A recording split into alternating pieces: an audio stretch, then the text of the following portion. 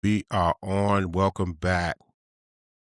Welcome back. It's Championship Sunday for the NFC and the AFC. And I just wanted to get on and talk about not only the NFC AFC Championships, but this hire with Christian Parker. But it's going to be some good football today. Hope y'all get a chance to check it out. You got the LA Rams taking on the Seattle Seahawks, and you have the New England Patriots against the Denver Broncos. Who's your pick? Let me know in the comments who's your pick for today. It's going to be some good games. The first kickoff is at 3 p.m., and I believe they're going to be in Denver. Denver and New England is going to kick the playoffs off today. But I really wanted to get into this Christian Parker hiring. There's been a lot of buzz this week about if it was a good hire, it was a bad hire. There's a lot of excitement when it comes to the Cowboys. Every move they make, it's always going to be a buzz, whether it's good or bad. But in particular, I wanted to chime in on what Shannon Sharp and Ocho Cinco said on Nightcap. Shout out to Shannon Sharp and Ocho Cinco. They're doing a great job over there. I've always been a fan. But their comments about this Christian Parker hire had, it rubbed a lot of Cowboy fans the wrong way. And I'm one of those guys. I'm a realist when it comes to this team. I don't have these delusional, expectations about it. But the proof is in the pudding. To be truth be told, the proof is in the pudding. The proof is in the pudding. They talked about, a lot of deficiencies that they had on that defensive side of the ball, in particularly in the secondary and also in the linebacking core. So, you get mad, but let's play it back. I just want you to take a look. I'm gonna share my screen and let's see what Shannon and Ocho said about the Cowboys.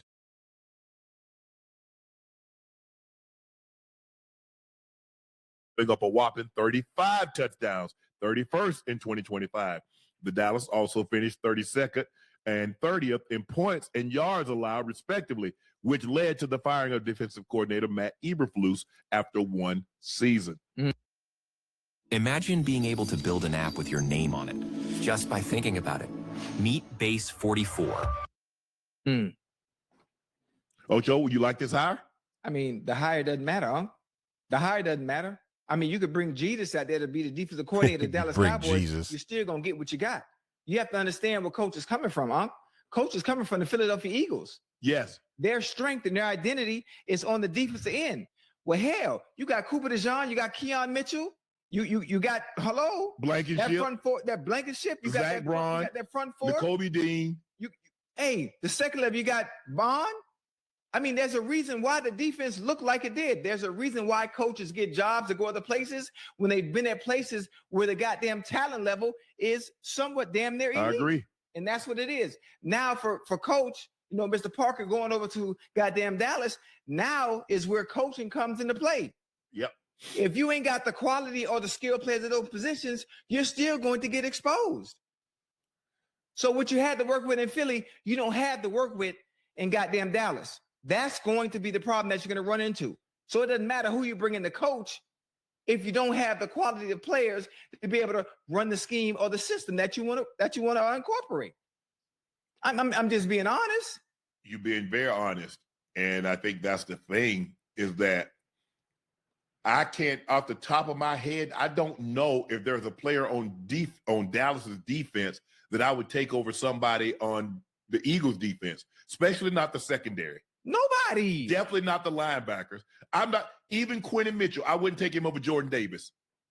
I wouldn't. And I know he's been an all-pro, and I know he's going to the Pro Bowl. But right now, as I sit here and we have this conversation, Ocho, I wouldn't. We know Jalen Carter has talent out the yin-yang. Oh, yeah.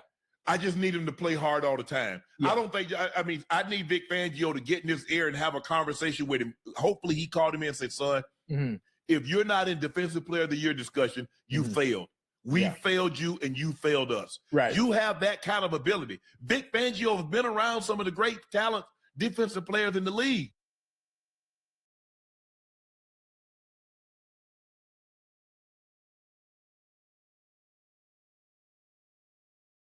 Yeah, and that's Shannon Sharp and Ocho Cinco and the Nightcap giving their opinions about this new hire with Christian Parker and the hiring, Dallas Cowboys hiring Christian Parker as a defensive coordinator. Now, look, man, where's let's be real, where's the lie?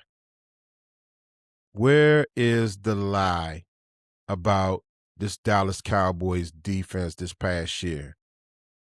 They remained for the majority of the season in the 30s, the 32nd in pass defense. This defense was quite atrocious this past season.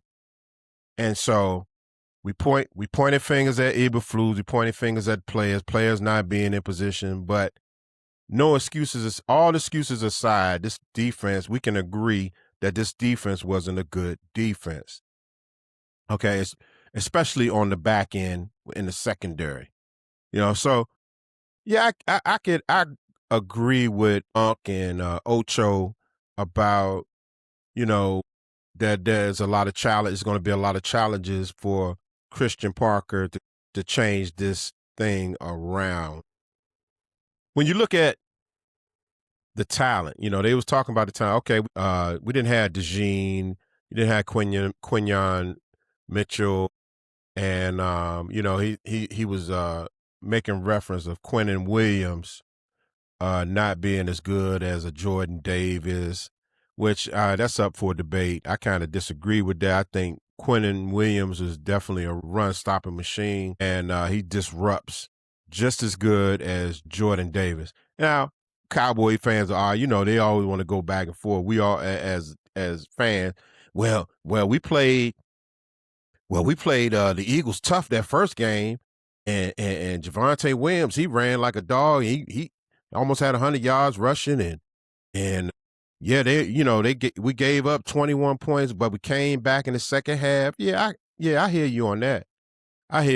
But what about the Carolina Panthers game, man? When that defense was getting bullied and linebackers out of place and corners out of place. What about that? You remember that?